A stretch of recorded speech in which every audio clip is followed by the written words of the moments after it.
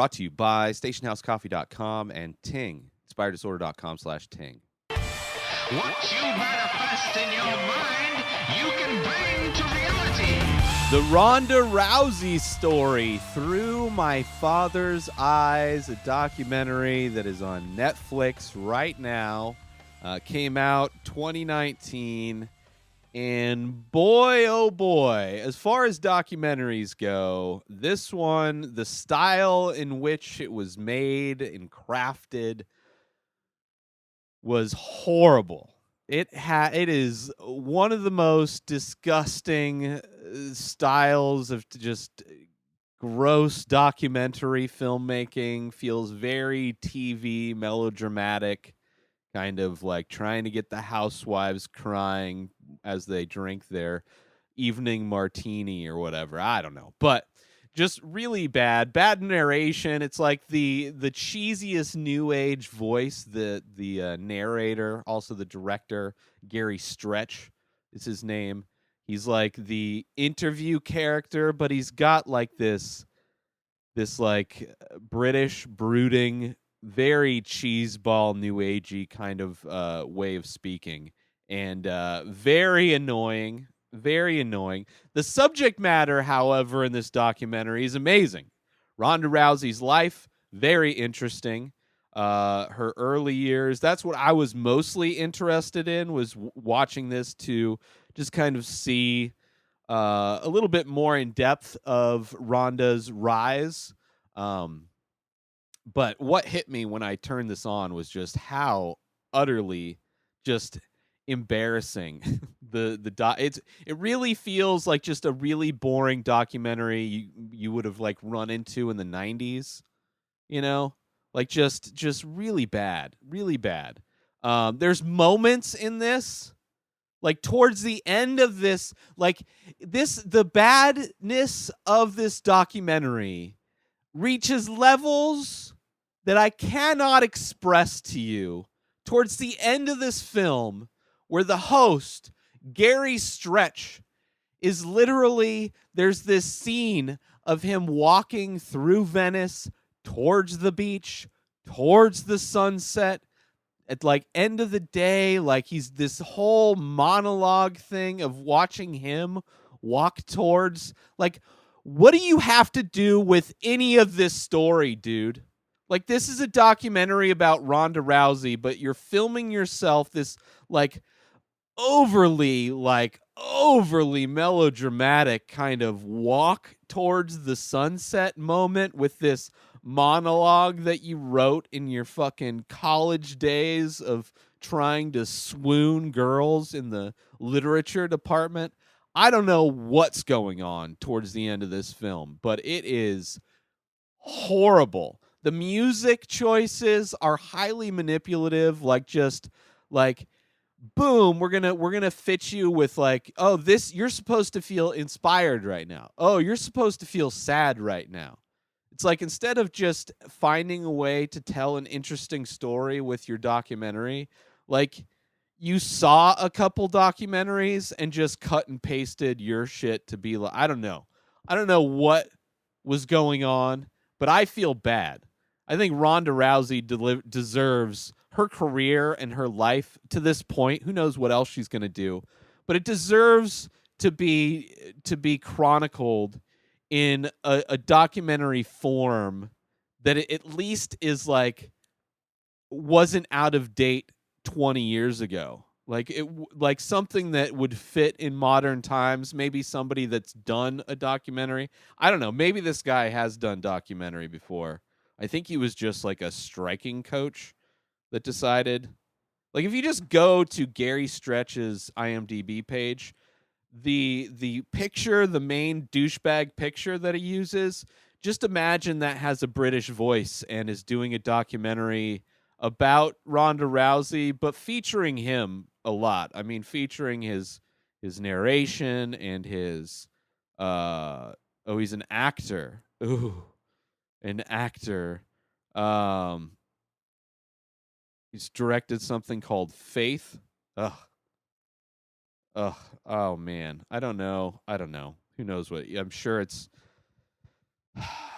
highly religious and spiritual. Maybe he gets the chicks with the spiritual. I'm sure he's very successful in the bedroom, but uh, somebody, it's like this delusion people have where it's like they're people find them attractive for some reason. I mean, they just have never really had to suck at anything because they've always had people around them that are so enthralled the fact that they're existing around them that they don't bother to tell them that the things that they make is horrible.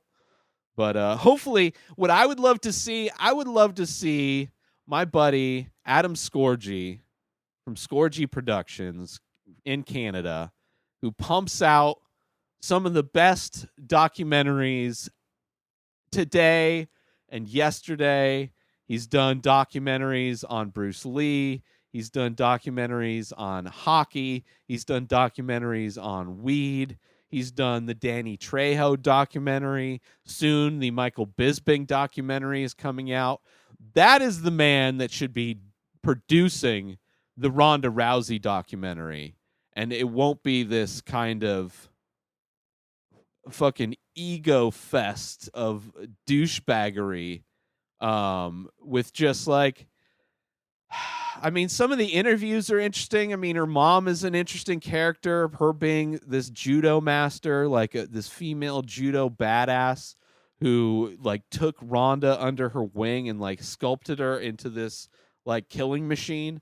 But and to hear some of how Ronda started, the subject matter of this documentary is interesting, and it sucks that it's surrounded by just the worst type of something to watch.